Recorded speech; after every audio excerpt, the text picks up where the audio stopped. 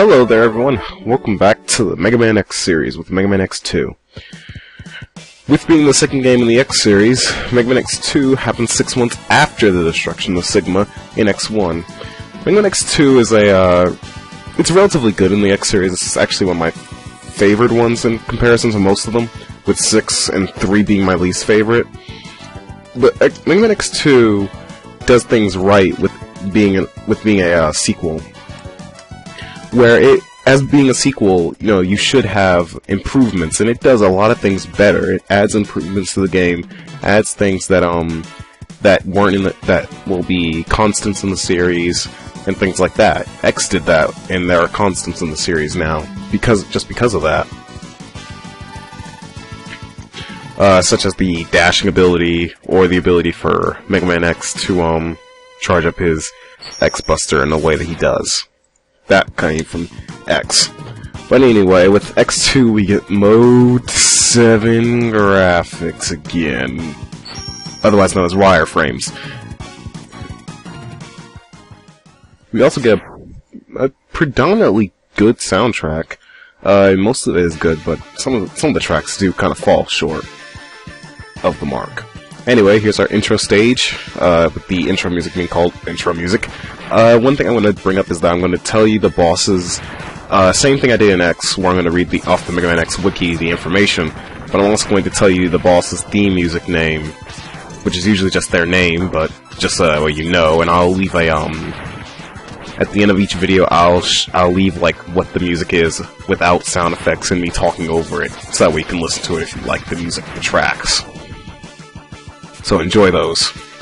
Anyway, as far as this intro stage, it's relatively easy. It's redone in a secondary form in the game Mega Man Extreme 2, which, mind you, the Extreme games I don't really plan on Let's Playing because they really are side stories.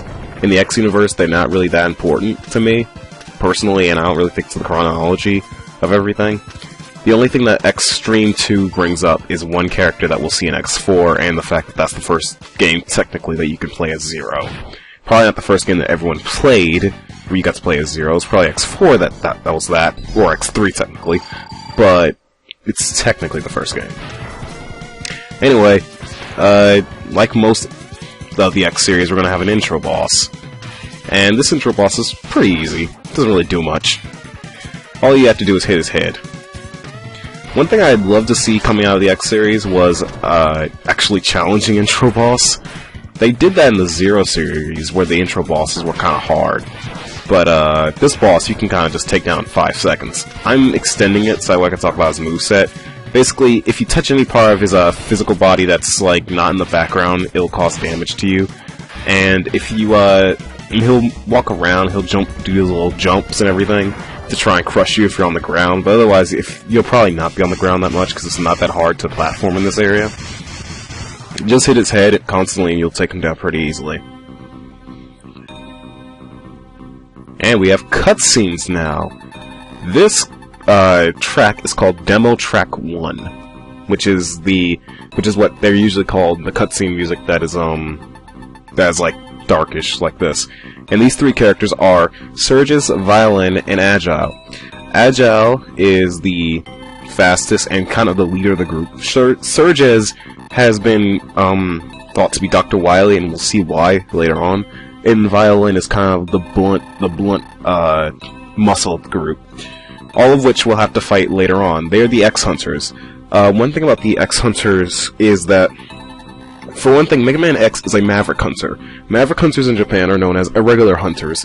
Irregular because Mavericks are regular to the normal Reploids. So, when they say X-Hunters, they actually mean the irregular, I believe they mean the Hunters of X who's an irregular hunter. But I'll go over them more when we get to actually fighting them. Anyway, for our first, Maverick we're going to go against Wheel Gator. Depending on who you talk to, this will be the worst, or this will be the worst boss in the entire game, / the slowest. Anyway, Wheel Gator, known in Japan as Wheel Alligates, is a Maverick in Mega Man X2 modeled after an alligator. He was an officer serving in the Maverick Hunter's 6th Naval Unit, along with Bubble Crab. The two did not get along. Gator was later discharged, hunted as a maverick, and a traitor after viciously attacking a fellow hunter. To satisfy his destructive impulses, he joined Sigma's army and was given control of a massive dinosaur model tank, which he tried to use to raise an entire city. Wheel Gator, his theme music is titled Alligator Tank. He makes appearances in this game and in the game Megaman Extreme 2, where his weakness is the lightning ability. I'll go over those weaknesses. Well, no, in Extreme he makes his appearance, and his weakness in that is the Megaman. My apologies, read the information wrong. Anyway, we have a new ride armor now. This ride armor is it's kind of like a mixture between ride armors that we'll see later on in the series, where it flies for a bit. It has a very, very, very powerful melee attack. It is overall pretty good. To minimize backtracking, I've gone ahead and I've tried to find little shortcuts to get abilities early on. Anyway, as far as like what that was a heart tank. That's the heart tank of Wheel Gator's stage. We're going to need those in order to have more health, and we're going to need it for Wheel Gator, because honestly, I can't beat him unless I have that. Anyway, Wheel Gator is not actually that hard of a maverick, and neither is his stage. A lot of people don't like him just because his boss fight goes on forever, just because you can't really hit him until he comes out of his oil, but we'll see it in a few minutes. Wheel Gator also has a Dr. Light tank in his stage. However, we can't get to that at the moment. Well, you could if you're very skilled, but I can't. Speaking of my path, I'm going to be doing a somewhat experienced path because I'm also going to be fighting the X-Hunters, which a lot of people don't do in Let's Plays because the X-Hunters are kind of unnecessary to fight. You don't need to fight them, considering you only have to fight one extra boss at the end of the game if you don't. But it's just it's something that I like to show off. I like to show off all the little things in the games like that. That's one of the doors that we fight the X-Hunters that would be coming out of. We fought an X-Hunter, but we can't right now. After fighting your first two Mavericks, you'll be able to fight them. We're almost at Wheel Gator himself.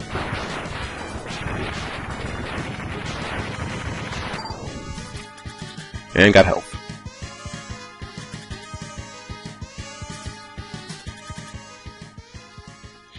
Anyway, Wheel Gator is weak to the Strike Chain. And Wheel Gator, his ability that he gives you is called the... what is his...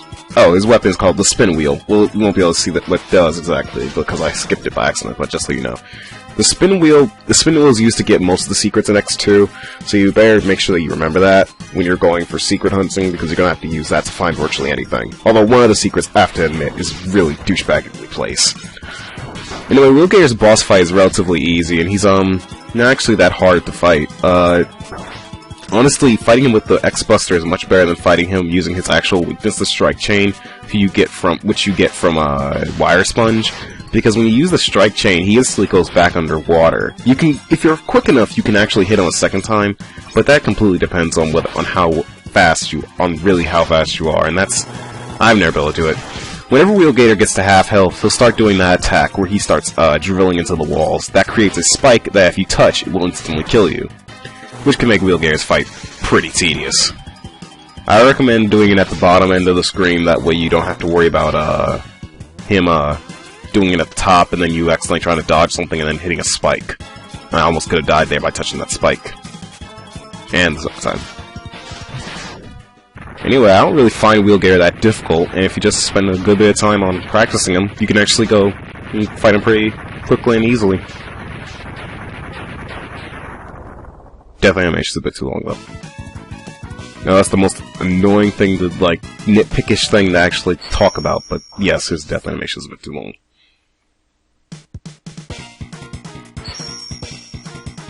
I love the weapon get music, but we don't get to hear it that much. Because of my stupidity. Anyway, I'll be doing two Mavericks apart now, considering the fact that I don't have to worry about the time limit anymore. I don't know why I had the time limit before, considering that YouTube basically makes anyone a partner now with the whole monetization thing, and the fact that you can have an unlimited time limit no matter what if you just set your account up right.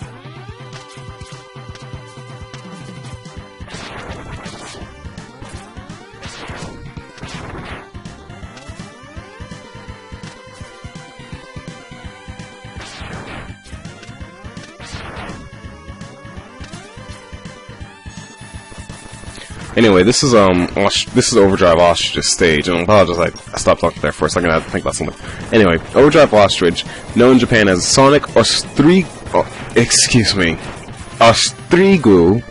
is an ostrich-type maverick in Megaman X2. Overdrive was once a Maverick Hunter in the 7th Airborne Unit, but retired after an accident that cost him his ability to fly.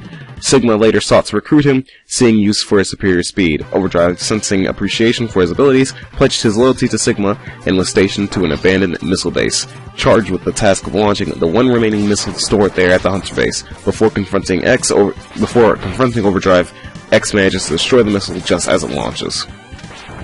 Anyway, the reason why I died back there on screen was because of the fact that I went for the heart tank. You need the heart tanks in order to, live. And also, when you have Wheel Gator's special weapon, you can actually get to this light tank. This is the Air Dash. The Air Dash is a constant in the X series, and you actually get in practically every armor that we get from now on. And about X5, you might as well have had it normally, just naturally as an ability, but for some reason X doesn't get it naturally. Zero does, but X doesn't. Anyway, the Air Dash is a constant, and it's a pretty useful ability. Helps with platforming if you need it. In X3, it's going to be a requirement, along with many things in X3. Freaking X3, I can't stand that game. In all honesty, I really do not like X3. That game is so stupid. Unnecessarily hard. Too many goddamn enemies. Too many hits. Too many cheap deaths. Why? Why? Oh, that's right, that's the next game. Crap. Even X6 beats out X3 in my opinion.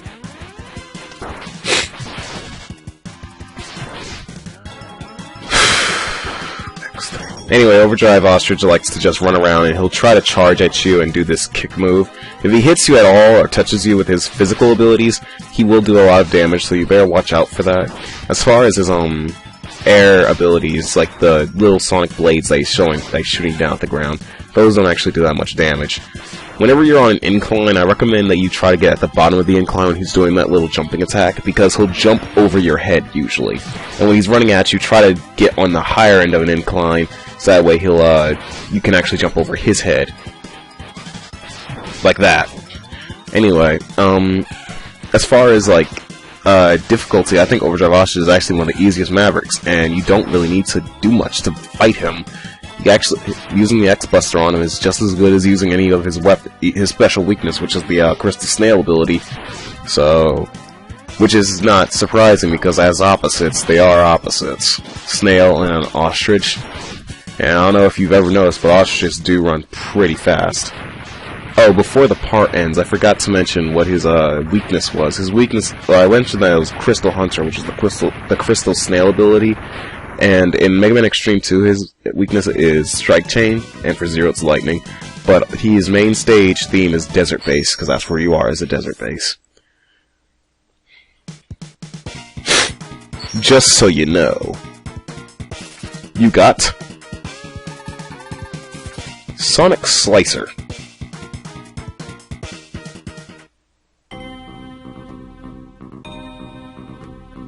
Anyway, more Demo 1.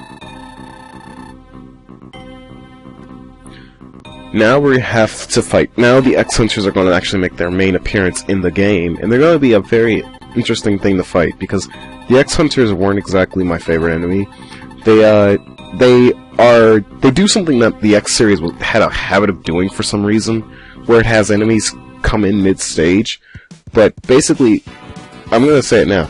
The X-Hunters do this throughout the entire game. They have little icons that they have, little sprites that come on screen on top of the Maverick boss area. You'll click on it and an X-Hunter is over the top of it, then there's a door that you can go through to fight the X-Hunter and get a part of Zero, because the reconstruction plan is to reconstruct Zero and Sigma, which we'll understand why those two are more important to the plot in X4, but, so, if you fight them, then you have to finish them off and get a part of Zero. If you don't fight them, then you have to fight a form of Zero, an evil form of Zero at the end of the game. However, if you get all the parts of Zero, you don't have to fight that form of Zero at the end of the game. It's somewhat worth it, but somewhat not. Not the black form. The form of Zero at the end of the game isn't that hard, but I find them difficult, so yeah. Anyway, we'll see you all next time when we start taking on the next few bosses, which I believe is going to be Wire Sponge.